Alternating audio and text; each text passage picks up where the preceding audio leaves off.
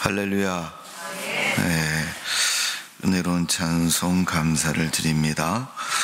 우리 다 같이 하트를 만드시고 한번 고백하겠습니다. 하나님 감사합니다.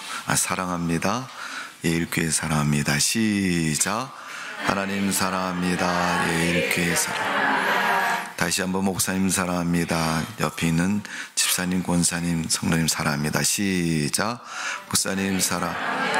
집사님 사랑합니다. 권사님 사랑. 네.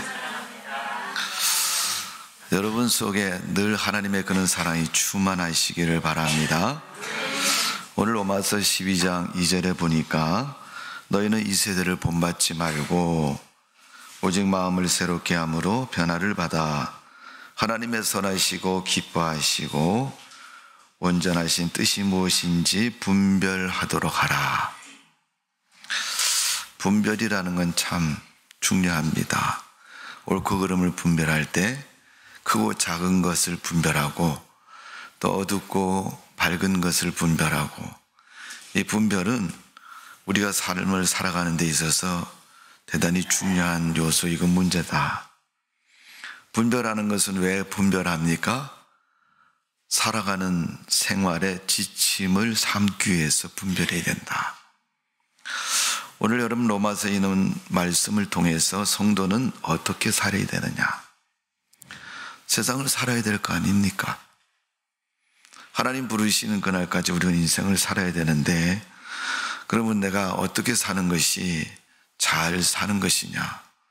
배 안 곪고 또 하고 싶은 거 하고 또 먹고 싶은 거 먹고 사는 것이 잘 사는 것이 전부냐? 그렇지 않은 것은 우리가 잘 아실 겁니다. 먹는 것으로 내가 만족해서 즐거움을 갖고 사는 사람도 있지만은 그것이 전부라고 말할 수는 없습니다. 소유의 개념도 있고 누리고 싶은 것도 있을 것이고 또 살아가는 삶의 여러 가지 요소들을 잘 충족이 되어서 살아가는 것이 만족한 삶인 것이고, 그 삶에 대해서 우리가 만족을 누리고 살기를 원하는 것을 볼 수가 있습니다. 하나님은 성도가 세상을 살면서 어떻게 사는 것이 성도다운 삶을 사는 것인가 하는 것을 가르쳐주고 있습니다.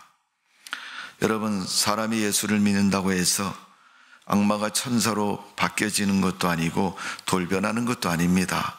그냥 평범한 사람이 성자처럼 되는 것도 아닙니다. 그러기에 우리가 예수를 믿는 사람은 뭔가가 변화되고 새로운 삶의 모습을 살아야 된다는 것은 성경에서 가르쳐준 당위성을 가진 우리 성도들의 삶의 모습입니다. 오늘 바울은 로마서에 있는 말씀처럼 이방 중심이었던 교회들에게 편지를 하면서 너희가 하나님을 믿는다면 믿음의 삶을 잘 살아야 된다. 정말 믿는 성도처럼 살아가야 된다고 말씀하고 있습니다. 우리는 우리 주변에서 심심치 않게 듣는 말들이 있습니다. 근데 그 말을 들어오면 교회 다니는 성도에게 너 교회 나간다며, 몰라서 묻는 건 아니겠죠. 근데 교회 나가는 사람을 보고 너 교회 나간다며, 그 말 속에는 반대적으로 그의 삶이 못마땅해 보여서 너 교회 다니고 하나님 믿는다며 그런데 왜 그렇게 살아가느냐, 이런 내용이 담겨져 있는 질문인 거죠.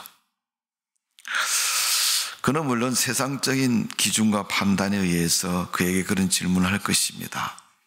지극히 그 기준에는 자기 판단이 대부분일 것입니다.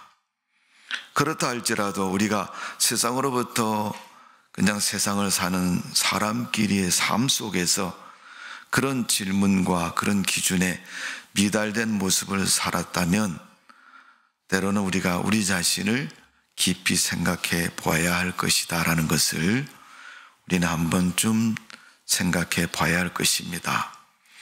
우리가 하나님을 믿고 성도가 된다고 해서 여러분 굉장히 거룩하고 엄청난 삶의 모습으로 살아가는 것은 아닙니다. 마치 여러분 우리 나라 사이에서 말하는 도인처럼 어떤 돌을 닦고 어떤 신령한 사람들처럼 살아가는 그런 존재는 아니다 할지라도 하나님이 인정하실 만한 그리스도인으로서 합당한 삶을 살아가야 되는 것입니다. 그래서 오늘 우리가 바울의 로마서 12장에 있는 말씀을 통해서 묵상하면서 내가 신자로서 성도로서 바른 가치관을 가지고 살아가고 있는가 하는 것을 우린 스스로 생각해보고 돌아보아야 할 것입니다. 성경은 우리에게 말씀하고 가르쳐주고 있습니다. 너희가 하나님의 사람이냐, 하나님을 믿는 자냐, 그러면 어떻게 사는 것이 바르고 온전한 삶의 모습이겠느냐? 그것은 성경대로 사는 것이다. 하나님 말씀에 의지해서 살아가는 것이다. 우리가 살다가 우리 스스로 생각할 때도 내가 미달되고 부족하다고 여겨진다면 하나님은 분명히 그것을 버려두지 아니하시고 분명히 보충하셔서 부족함이 없는 삶이 되도록 우리를 책임져 주시는 줄로 믿습니다. 디모데는 디모데후서 3장 16절에 성경에 대해서 이렇게 말하고 있습니다. 모든 성경은 교훈과 책망과 바르게 함과 의로 교육하기에 유익한 책이다. 우리 사람이 인생을 살아가는데 믿음의 인생을 살아감에 있어서 어떻게 사는 것인가를 가르쳐 주는 것이 성경 말씀이라는 거예요. 근데 그 가르침 속에는 책망도 들어있고 가르침 속에는 또 칭찬과 교훈도 담겨져 있습니다. 또 삐뚤어진 것을 바르게 하는 길도 가르쳐 주시고 방법도 가르쳐 주고 있습니다. 똑같은 책을 나누어 주고 여러 사람이 읽은 후에 한 사람씩 돌아가면서 발표를 하면 자기가 읽어서 기억이 되고 마음에 감동된 부분들을 이야기할 때 때로는 그 말을 들을 때 그런 생각할 때가 있죠. 내가 읽은 거하고 상대방이 읽고 말하는 거하고 다르게 느껴질 때가 있습니다. 물론 교훈을 받은 부분이 다를 수도 있지만 내가 미처 깨닫지 못하고 새기지 못하고 흘려보냈던 부분들을 다른 사람이 이야기할 때 그런 부분도 있었느냐라는 생각을 갖는 거죠. 자, 오늘 말씀에 하나님의 말씀은 이 세상 어떤 사람에게도 교훈과 책망과 바르게 함과 그 인생을 바르게 살아가는 교훈을 가르쳐 주고 있다는 겁니다. 하나님은 우리의 삶이 삐뚤어져 있으면 바르게 해주시고 온전케 해주시는 분이 하나님의 말씀인 줄로 믿습니다. 그래서 성도는 하나님 말씀이 인생을 살아가는 데 있어서 기준이 되어야 된다 라고 가르쳐 주고 있습니다. 그것처럼 우리가 성경 말씀, 우리 신앙과 삶의 표준이 되고 기준이 되어서 살아가는 성도의 삶이 되어져야 될 줄로 믿습니다. 자, 그러면 오늘 성경에서 우리 하나님 믿는 사람들이 어떻게 삶을 살아가느냐, 그 중요한 가치관을 많은 것이 있지만 전 두 가지만 말씀을 드리려고 합니다. 첫 번째는 하나님을 믿기 이전과 믿은 이후의 삶이 달라져야 된다는 겁니다. 고린도후서 5장 17절에 보면 누구든지 그리스도 안에 있으면 새로운 피조물이라. 새로운 피조물이라는 말은 새롭게 탄생했다. 요한복음의 예수님의 말씀은 거듭난 사람이다. 아이가 엄마 뱃속에서 태어났다. 이런 개념으로 말하는 겁니다. 엄마 뱃속에 있을 때는 완전한 사람으로 인격체로 인정하지 않지만 엄마 뱃속에서 출산되어서 독립이 되고 하나의 생명체로 분리가 되면 하나의 인격적이고 온전한 인간의 모습으로 생산되는 겁니다. 그러니까 하나의 존재 가치가 그때부터 부여되는 거예요. 그래서 아이가 태어나면 이름도 주고 호적도 생기는 것이고 또 그가 일생 동안 살아가는 삶의 그런 독립적인 개념이 분명하게 서 있는 겁니다. 그래서 그 누구도 그를 무시할 수 없어요. 왜? 하나의 사람으로서 인정해 줘야 되고 인정받아야 되는 것입니다. 거듭났다는 것은, 새로운 피조물이라는 것은 하나님이 우리를 만드셨고 하나의 온전한 인간으로 인정하셨다는 거예요. 그러니까 여러분, 우리가 내가 누구를 인정한다, 어떤 사람을 인정한다는 것은 대단히 중요합니다. 하나님이 만드신 일에 대해서 인정하는 것이기 때문에, 내가 누구를 인정하지 않으면 하나님에 대한 존재도 인정하지 않는 것과 같습니다. 왜? 하나님은 그를 만드신 분이기 때문에. 아무리 부인하고 아무리 아니라 할지라도 하나님이 만드신 것은 만들어진 것입니다. 내가 부인한다고 해서 없어지는 것이 아니라 하나님이 그를 만드셨기에 우리는 하나님의 그 뜻에 인정함을 가져야 됩니다. 거듭남의 비밀에 대해서 말씀하실 때도 예수 믿고 구원받아서 하나님의 은혜로 거듭난 사람, 믿음의 사람, 하나님의 백성, 그런 존재로 인정된 것입니다. 그래서 예수 믿기 전에, 하나님을 믿기 전에는 새로운 피조물이 아니지만 하나님을 믿으면 믿음의 피조물로 하나님이 새롭게 인정하시고 말씀하고 있는 것입니다. 그래서 오늘 본문에도 말씀하시지만은 우리가 예수 안에, 그리스도 안에서 있으면, 밖이 아니라 안에 있으면 우리는 신자라고 말하고 있고 하나님 백성이라고 말하고 있습니다. 사도 바울은 에베소서 5장 15절 17절 말씀에 너희가 어떻게 행할 것을 자세히 주의하여 지혜 있는 자같이 하여 주의 뜻이 무엇인지 이해하라. 하나님 백성이라면 하나님의 뜻을 헤아릴 수 있어야 된다. 하나님의 뜻을 살필 수 있어야 된다. 언제요? 살아있을 때, 행할 수 있을 때 헤아려야 된다. 그래서 여러분, 내가 행할 수 있을 때 헤아리는 것은 행동으로, 행함으로 하려고 헤아리는 거죠. 그래서 옳은 것이고 바른 것입니다. 여러분 잘 알고 있지 않습니까? 청개구리가 왜 비만 오면 웁니까? 뭐 전설적인 얘기지만 그 개구리가 그랬다 그러죠. 엄마가 이렇게 해라 그러면 반대로 하고 저렇게 하라면 저렇게 하고. 교회는 그런 사람이 없습니다. 이렇게 하세요 그러면 이렇게 하지, 이렇게 하세요 그러면 저렇게 하는 사람. 근데 이 개구리가 엄마 말을 하도 안 듣다가 엄마가 그러셨대요. 야, 이제 내가 죽을 나이가 됐는데 얘야, 내가 죽을랑 저기 강 옆에다가 엄마 무덤을 잘 만들어놔라. 거기다 무덤을 써달라는 거죠. 그랬더니 개구리가 엄마가 돌아가신 후에 거기다 무덤을 썼답니다.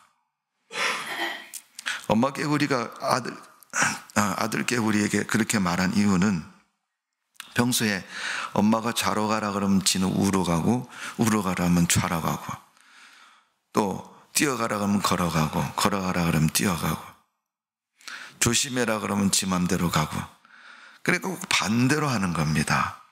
그래서 엄마가 자기 아들 개구리에게 강 옆에다 자기 묘를 쓰라 그런 것은 분명히 강 옆에다 쓰려면 저 산꼭대기에다 쓸 것으로 생각하고 그렇게 말을 했다는 거죠. 근데 이 개구리는 마지막 엄마의 유언이니까 내가 엄마 말씀을 들어야지 그러면서 정말 강 옆에다 썼다는 거예요. 그래서 비만 오면 자기 엄마 무덤 떠내려갈까 봐 개굴개굴 운다는 겁니다.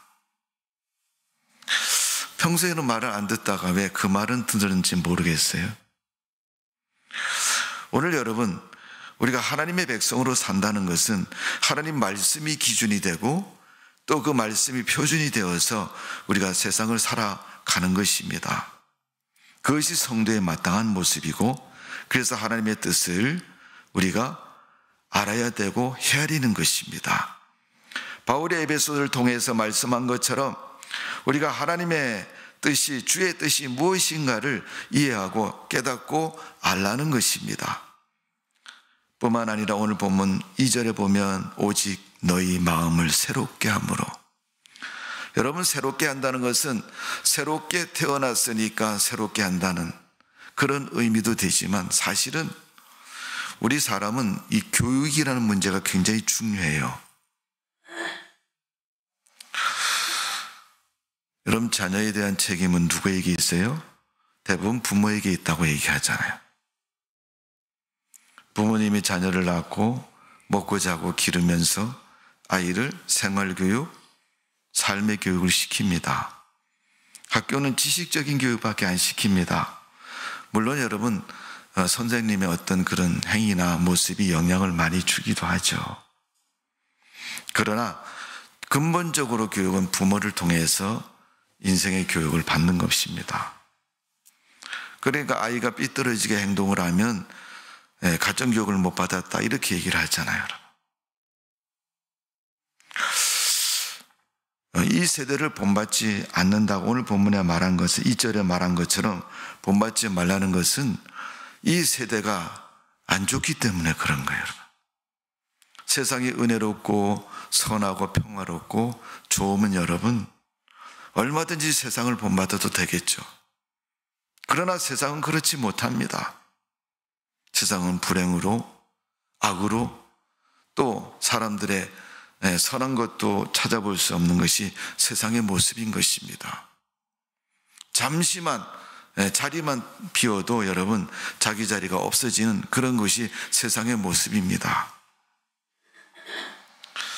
그래서 하나님께서 바울을 통해서 로마서에서 말씀하고 있는 것은, 너희 마음을 새롭게 함이라는 것은, 아이는 여러분 태어났을 때 내가 뭘 해야 되겠다는 계획과 생각을 가지고 태어난 것은 아닙니다. 살다가, 인생을 살다가 계획도 갖는 것이고 교육도 받는 것이고 또 문제도 우리가 어떤 것도 생각해내고 계획을 세우는 것입니다. 아무것도 모르는 그 아이에게 자꾸 주입식으로 이것을 해라 저것을 해라 가르치면 그것이 생활이 되기도 하고 또 그것이 지식이 되기도 하고 그 사람이 살아가는 삶의 습관과 철학이 되기도 하는 겁니다. 오늘 인생을 살아왔던 어른이고 세상을 살 만큼 살았던 그들에게 예수 그리스도를 믿고 변화된 인생을 살기 위해서는 너희가 지금까지 살아왔고 익혀왔던 세상의 악하고 버려야 할 습관들을 버려야 된다는 거죠. 그래야 새롭게 되는 것입니다. 오늘 로마서 2장 12장 2절에 보면 이 세대를 본받지 말고 오직 마음을 새롭게 함으로, 이 마음이 새롭게 된다는 것은 지금까지 배워왔던 악한 세상의 것을 버리라는 겁니다. 그리고 2절에 보면 변화를 받아, 그 마음이 세상으로부터 교육되어진, 학습되어진 악한 마음을 어떻게 변하여 선한 것으로 바꾸라는 거예요. 그리스도인이 되면 마음의 변화가 제일 먼저 일어나야 될 줄로 믿습니다. 사도행전에 성령의 임재를 말씀하고 있는데 그 성령의 임재를 불과 같이 뜨거운 성령으로, 바람과 같이 강력한 힘의 성령으로 이렇게 표현하고 있는 것은, 여러분, 불이나 바람은 우리 인간의 능력으로 제어할 수 없는 것입니다. 불은 꺼져야 꺼지는 것이고 바람도 멈춰야 멈추는 것입니다. 아무리 태풍을 여러분 목전에 두고 태풍 물러가라 그래도 태풍이 여러분 물러갑니까? 지나가야죠. 그러기 위해서 우리가 할 수 있는 최선의 방법은 태풍이 지나갈 때 피해를 최소한으로 줄이기 위해서 나무도 묶고 창문도 닫아놓고 뭐 그러지 않습니까? 그것처럼 여러분 우리가 세상의 것들은 그렇게 우리를 엄습하기도 하고 어렵게 하기도 합니다. 그러는 가운데서 너희가 유일하게 변화될 수 있는 것은 주님의 능력으로 되어진다는 것입니다. 새로운 피조물이 되었다는 것은 하나님의 은혜의 마음으로 변화된 것을 말하는 것이고, 이 세대에 지금까지 살아왔던 그 악한 모습을 다 버리고 하나님의 선하고 은혜롭고 의로운 모습으로 바뀌어졌다는 것을 의미하고 있습니다. 그래서 그 모습을 새로운 마음이다, 마음이 새롭게 되었다, 이렇게 표현하고 있습니다. 웨슬레는 그 인간의 모습을 성화라고 말합니다. 변화되어지고 성숙해지는 믿음의 사람의 모습을 말하고 있습니다. 그래서 어느 정도 성숙한 사람의 모습을 그리스도인의 완전이다, 이렇게 표현하기도 합니다. 성도 여러분, 하나님 믿는 성도는 옛생활과 과거의 예수 믿기 전의 모습을 분명히 버려야 될 줄로 믿습니다. 그래야 바르게 살아갈 수 있습니다. 아무리 여러분 물의 양을 많이 교체했다고 해서 물이 깨끗해지는 것이 아닙니다. 더러운 물은 다 버리고 새로운 물을 받아야 새로운 물이 되는 것입니다.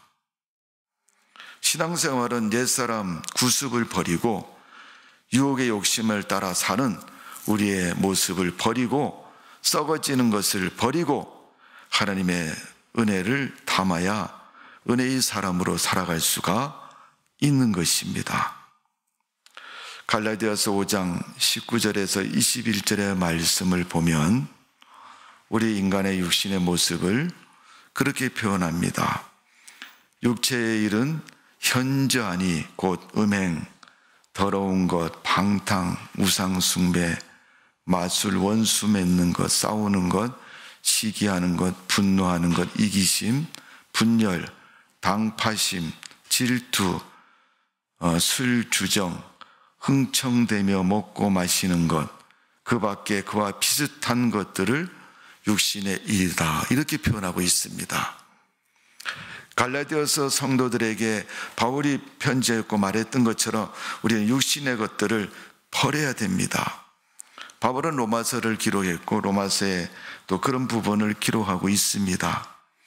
로마서 1장 18절에서 32절까지 보면 사도 바울이 로마 교회 성도들에게 육신의 일들을 말할 때는 이렇게 말하고 있습니다. 25절에 보면 이는 그들이 하나님의 진리를 거짓으로 바꾸어 피조물을 조물주보다 더 경배하며 섬김이라. 주는 곧 영원히 찬송할 이시로다. 아멘. 하나님을 찬양해야 하고 하나님을 영원히 찬양받으실 그런 분이라고 말씀하고 있습니다. 그런데 그것이 안 되는 이유는 그 인간의 마음속에 죄의 모습, 죄의 것이 가득하기 때문에 그렇다는 것입니다. 그래서 28절에서 31절까지 보면 이렇게 말씀하고 있습니다.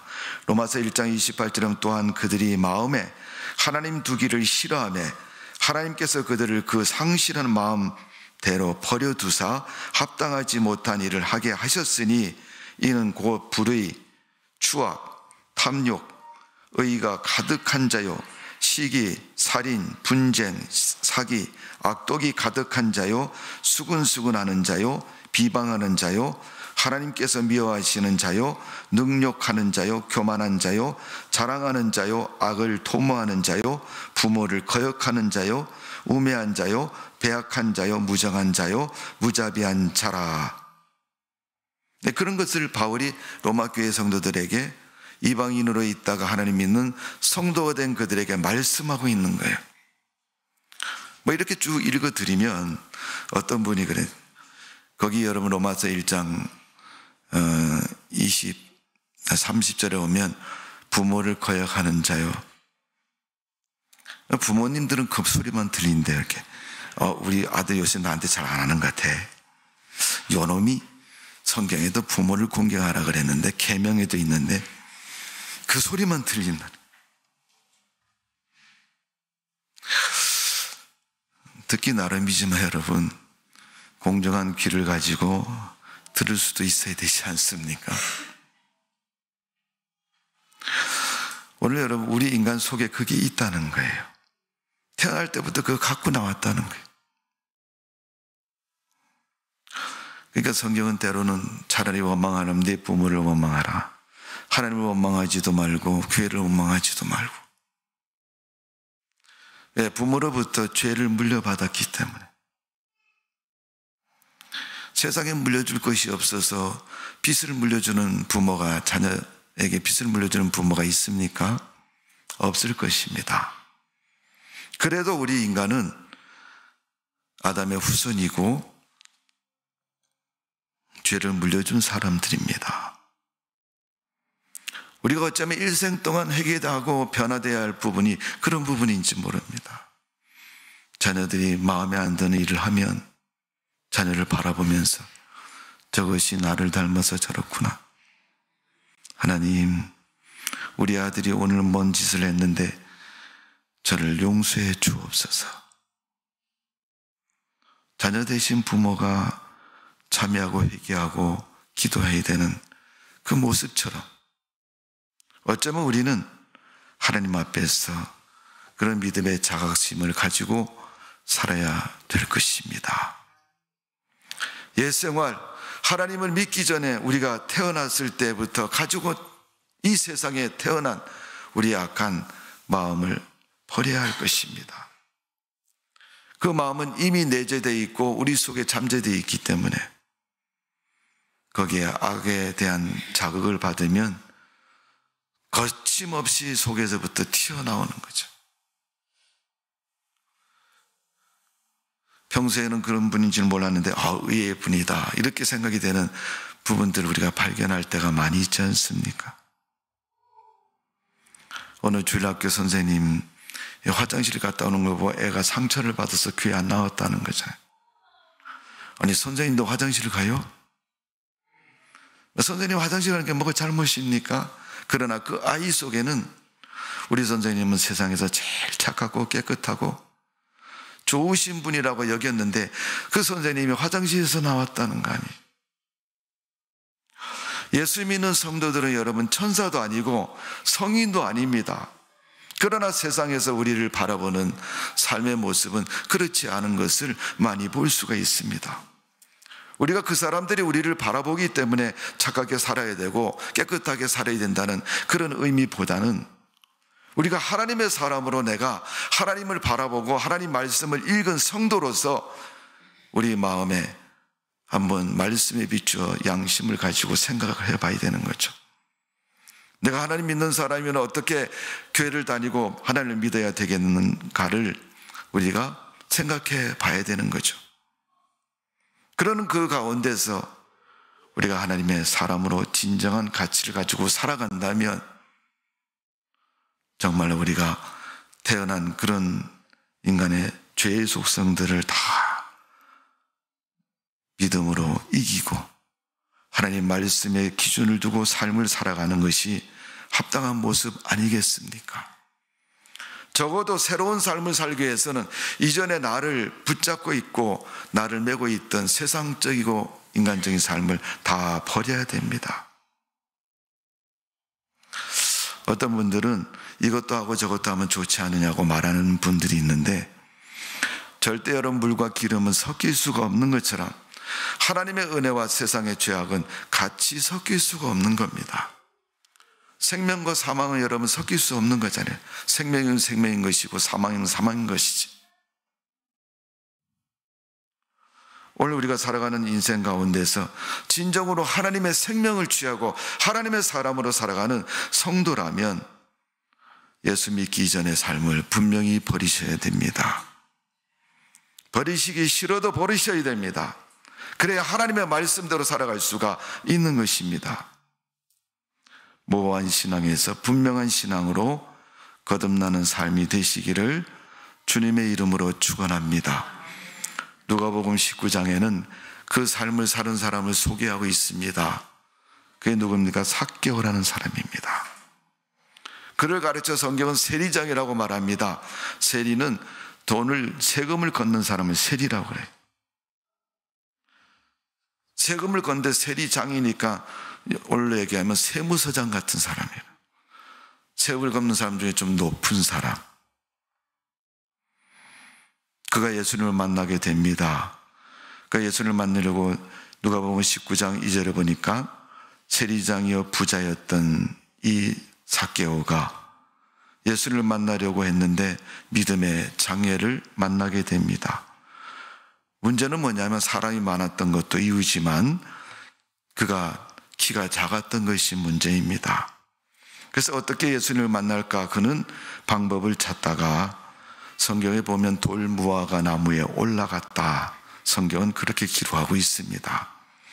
옛날에 우리나라 번역은 뽕나무로 번역했지만 새로 번역은 돌무화과 나무, 이스라엘 땅에서 가장 쉽게 볼 수 있는 나무입니다.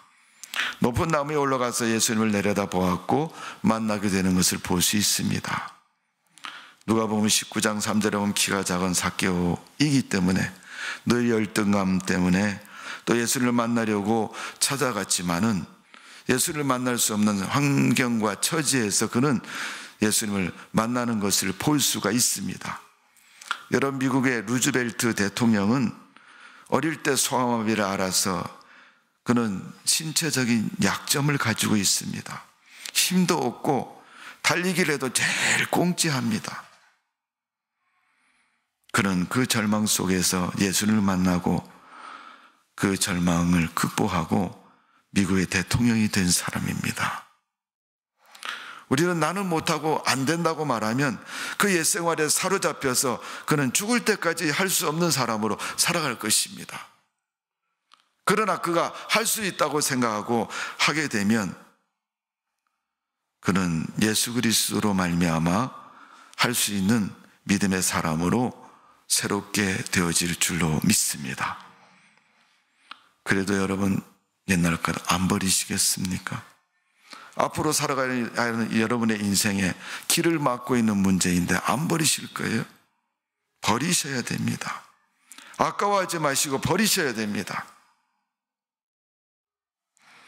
그래서 버려야 변화된 인생의 마음이 새로워진다는 겁니다. 내면의 인격이 바르게 되고 또 온전히 고쳐진다는 것입니다. 오늘 여러분, 잘못된 것을 사과하고 인정하고 버릴 때 그 모습이 진정한 가치 있는 모습으로 바뀌어지는 것입니다. 예수를 만난 삭개오를 바라보면 예수님, 삭개오야 내려오너라, 내가 오늘 너희 집에 갈게. 그는 돌무화과 나무에서 내려왔고 예수님을 자기 집으로 모십니다. 그리고 예수님 앞에 고백을 합니다. 예수님, 내가 누굴 걸 뺏었으면 또 누굴 것을 훔쳤으면 그것을 다 되갚아 주겠습니다. 여러 배로 되갚아서 용서를 구하고 그들에게 잘못한 것을 인정하겠습니다. 아마도 그 성경에 나타나 있는 내용대로 말한다면 삭개오의 전 재산이 다 소진됐을지도 몰라요. 어쩌면 빚을 내서 그는 다른 사람에게 변상을 했어야 될지도 모릅니다. 그 삭개오를 향해서 예수님이 그를 기도해 주시고 그를 구원을 선포해 주셨습니다. 요한일서 4장 10절에 보니까 하나님이 우리를 먼저 사랑해 주셨다. 우리가 하나님을 사랑했고 믿은 걸로 생각하지만은 그것은 너희의 생각과 착각이라는 것입니다. 성경 어느 곳을 봐도 여러분, 하나님이 먼저 우리를 찾아오셨지 우리가 하나님을 믿어서 하나님이 인정해 주신 것이 아닙니다, 여러분. 너희가 그 은혜로 말미암아 믿음으로 구원을 얻었나니 그랬잖아요. 에덴 동산에서 아담이 죄를 범하고 도망가고 숨어 있을 때 하나님이 찾아오셔서 아담을 부르셨습니다. 내가 어디 있느냐고. 그래서 아담이 하나님을 만나게 되고 용서를 받게 되고 하나님의 은혜를 입어서 살아가게 되는 것을 볼 수가 있습니다. 오늘 우리는 예수 그리스도를 믿는 성도고 그 믿음의 사람으로 세상을 살아가야 할 터인데, 믿는다고 내일 당장 천사가 되는 것도 아니고 성자가 되는 것도 아니라면 우리가 무엇을 해야 되겠습니까? 거룩한 사람으로, 믿음의 사람으로 되어지는 과정이 분명코 있다는 것을 우리는 기억해야 됩니다.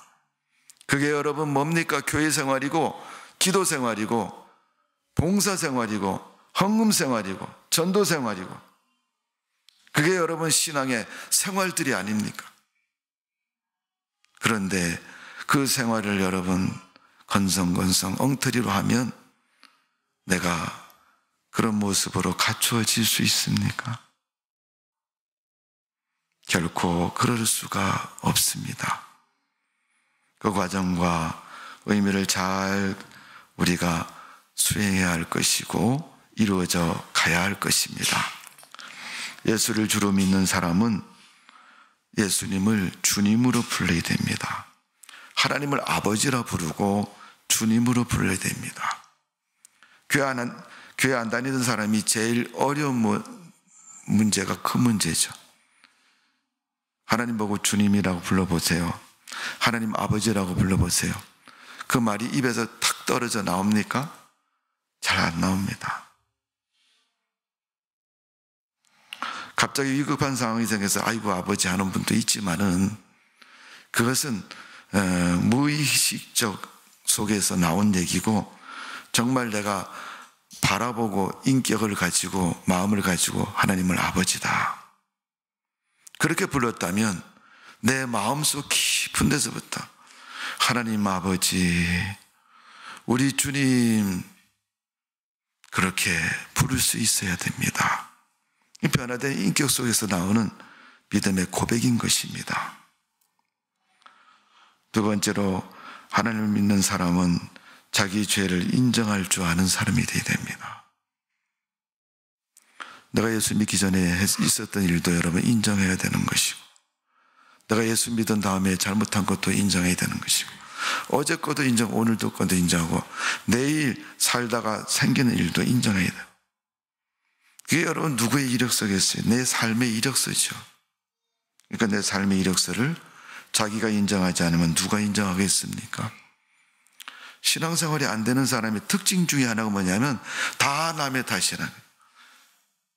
집사님 탓이고 권사님 탓이고 아버지 탓이고 엄마 탓이고, 내가 요 모양 요 꼴이 된 것은 내 탓이 아니고 부모님 탓이고 형제 탓이고 이웃 탓이고 교회 탓이고 하나님 탓이라.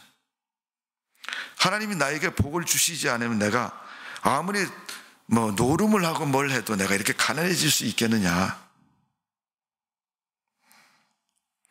그게 여러분 말이 안 되잖아요, 여러분. 근데 그 말이 안 되는 소리를 하면서 세상을 사는 사람이 얼마나 많은지 아세요, 여러분? 자기의 존재를 인정할 수 없는 사람, 거듭날 수도 없고 그리스도인으로 살아갈 수도 없습니다.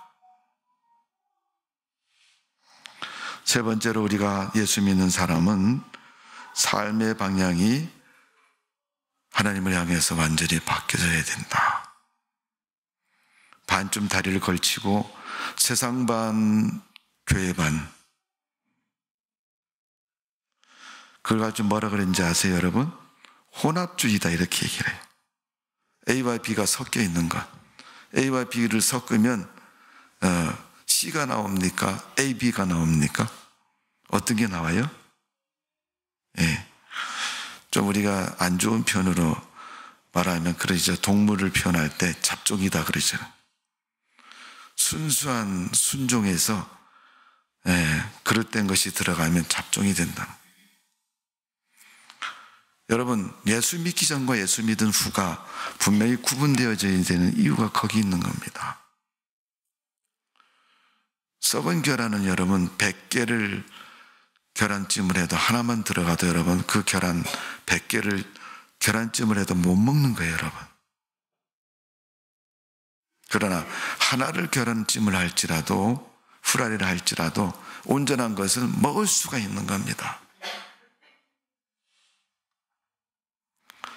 미국의 부자인 록펠러라는 사람은 어릴 때 얼마나 가난한지 우리나라 시골에 하면 똥구멍이 찢어질 만큼 가난했대요.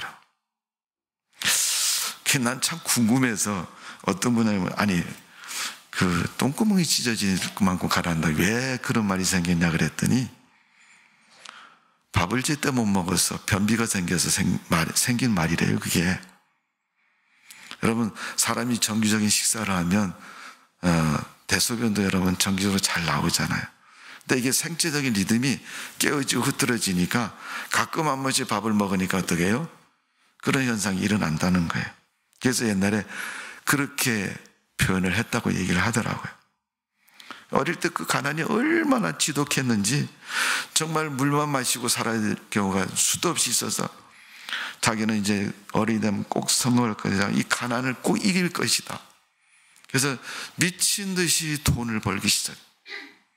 돈 되는 건 다 합니다. 그냥 사람 죽이는 것도 하고 그냥 도둑질도 하고 다 하는 거예요. 그래서 점점점 돈을 모아서 부자가 돼서 그 큰 기업을 이뤄나가는 그런 부자로 성장을 합니다. 미국의 석유회사의 90%를 록펠러가 차지할 만큼 자기 것으로 만든 큰 기업가가 됩니다. 그런 사람들이 볼 때 성공적인 인생을 살았죠. 왜? 부자가 됐으니까. 그가 그 부를 가지고 하고 싶은 일을 다 하니까. 그런데 어느 날 그에게 건강의 문제가 찾아온 겁니다. 건강이 점점 깊어질수록 병원 의사를 통해서 당신의 병은 고칠 수 없는 병입니다 라는 판결을 받을 때마다 마음속에 절망이 찾아오고 고통과 아픔이 찾아오게 됐습니다. 그는 그 질병 앞에서 어느 날 누군가에 의해서 복음을 받아들이게 됐습니다. 하나님을 믿게 됐다는 거예요. 그 하나님을 믿게 되고 나서 그의 병은 치료가 되고 사라졌습니다. 그 병을 치료하면서 느낀 것이 하나님은 살아계신다는 것이고 하나님이 자기를 고쳐주셨다는 사실입니다. 그래서 그는 자기 재산을 주님을 위해서 쓰기로 결심을 했습니다. 그가 얼마나 부자였는가 하면 그 사업장에서 11조를 계산하는 담당자가 40명이 넘었다고 그래요. 록펠러의 매월 들어오는 수입에 11조만 계산하는 사람이 40명이 넘었다 그래요. 그러니까 여러분 얼마나 11조를 많이 했겠어요? 얼마나 많은 수입을 얻었겠습니까?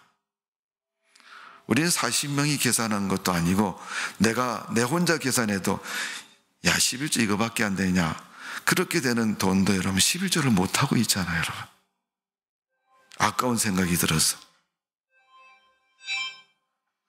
여러분, 우리의 삶이 정말 주님을 위해서 이전과 이후의 삶이 분명하게 변화되고 달라져야 그리스도인으로서 온전히 살아갈 수 있는 것입니다. 그가 대학을 세운데 시카고 대학을 대표적인 대학이 시카고 대학이지 않습니까? 그 시카고 대학에서 여러분 노벨상 52명이 배출된 유명한 대학입니다. 록펠러가 세운 대학입니다. 예수 믿고 세운 대학입니다. 하나님을 위해서 일하는 대학으로 세운 것입니다. 그가 개인적으로 4,982개라는 교회를 세웠고 수많은 대학을 세웠고 그런 부를 하나님을 위해서 썼습니다. 옛날에는 가난 때문에 돈을 모으고 돈을 저축했던 록펠러가 이제 하나님을 믿고 나서 하나님을 위해서 그 부를 사용하니까 그 부 속에서 많은 인재와 그리스도인이 서고 교회들이 탄생하고 하나님의 거룩한 영광을 드러낸 것처럼 우리는 한 번 살다가 죽는 인생입니다. 무엇을 아까워하고 무엇을 먹고 무엇을 가지고 세상의 영화를 누리고 부귀를 누리겠습니까? 요한님은 그 일들 속에서 하나님을 위해서 일했다면 가치 있는 것이고 분명히 하나님이 인정하는 믿음에 인정된 삶이 될 줄로 믿습니다. 무엇을 주저하고 무엇을 계산하고 무엇이 아직도 세상의 미련을 가지고 있어서 세상의 발목이 붙잡혀 하나님께로 온전히 돌아서지 못하고 하나님 말씀대로 순종하지 못하고 살아가는 인생을 살고 있습니까? 우리의 삶의 방향과 목표가 분명해야 될 줄로 믿습니다. 여러분 마음을 믿음과 선한 마음으로 바로 세우시고 하나님을 사랑하는 믿음으로 살아가는 성도가 되시기를 주님의 이름으로 축원합니다.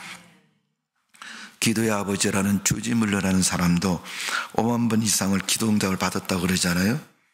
근데 그 사람도 16살 되던 해까지 나쁜 짓을 얼마나 만에 16살 되는 해 감옥에 갔습니다. 절도죄로 붙잡혀 갔는데 그 다음에도 계속 그는 도박과 술과 여자와 세상적인 타락된 삶을 살았어요. 그러다 주님을 20살에 만나게 되었는데 예수님을 만나고부터 그는 변화된 인생을 살았고 위대한 기도자로 인생을 살게 되었습니다. 성도 여러분, 우리 그리스도인들 하나님 믿는 위대한 인생을 사는 성도가 되시기를 바랍니다. 하나님의 뜻대로 살고 하나님 말씀을 헤아리고 하나님의 거룩한 능력을 헤아려서 살아가는 성도가 되시기를 주님의 이름으로 축복을 드립니다. 기도하겠습니다. 아버지 하나님, 손에 잡고 주머니에 있는 것 많은 것처럼 생각이 되고 힘이 되고 의지하는 것이 될 줄 알지만은 그것이 내 곁을 떠날 때는 슬픈 것이고 마음 아픈 것이고 허망한 것이 될 것입니다. 그러나 오늘도 채우시고 부요함을 주시는 하나님의 은혜가 있으면 우리는 늘 풍성하고 좋은 삶을 이룰 줄로 믿습니다. 우리 신앙에 방해되는 요소가 무엇입니까? 아직도 예수 믿기 전에 우리의 모습이 나를 붙잡고 있으면 오늘 이 순간에 완전히 버리게 하여 주옵소서. 하나님 은혜 붙잡고 말씀 붙잡고 살아가는 성도가 되게 하여 주실 줄로 믿습니다. 주님이 주시는 선하고 온유하고 기쁘고 온전한 삶의 가치관을 가지고 말씀 붙잡고 살아감으로 말미암아 그리스도인의 온전한 모습 만들어가는 우리의 모습 되게 하여 주옵소서. 오늘도 그런 성도 되기를 다짐하는 성도들 위해 성령을 머리마다 기름 부어주시고 하나님이 축복하는 인생 되게 하여 주옵소서. 예수님의 이름으로 기도하옵나이다. 아멘.